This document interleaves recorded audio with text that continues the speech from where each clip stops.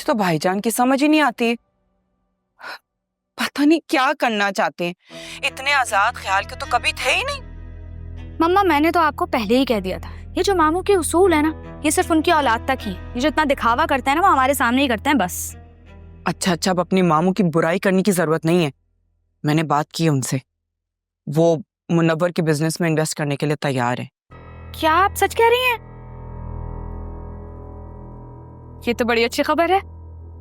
Sir आप ठीक ही कह रही थी, मामू उतने भी बुरे नहीं हैं। अच्छा सुनो, मुनव्वर का काम जैसे ही शुरू हो जाए ना, तुम उससे अलग घर की बात करना।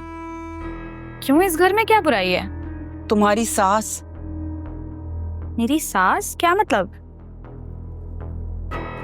देखो मेरी जान, ये बात समझो, तुम्हारा मियाँ अपनी माँ की वजह से तुम्हें कभी भी कुछ भी कह सकता है। जो जिंदगी मैंने तुम्हारे बाप के साथ गुजारी है ना, तुम सोच भी नहीं सकती हो। एक ऐसा शौहर, बेचारा शौहर, जो अपनी सिर्फ बहन और माँ के पल्लों से बंधा हुआ था।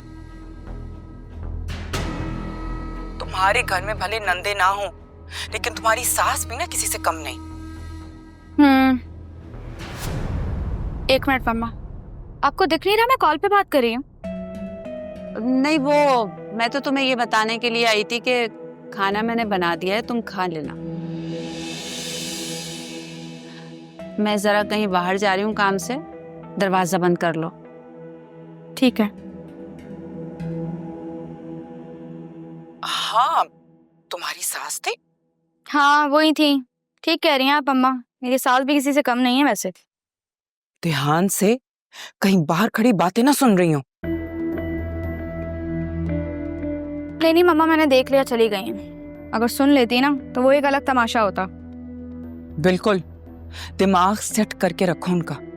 अब जब हम मुनव्वर का काम शुरू करवा देंगे ना, तो उसे तो मेरी बेटी की सुननी पड़ेगी। हाँ सुननी तो उसे मेरी ही चाहिए। वैसे मुनव्वर है कहाँ? वो मेरी गाड़ी का कुछ प्रॉब्लम हो गया था तो मैकेनिक के पास लेके गया है।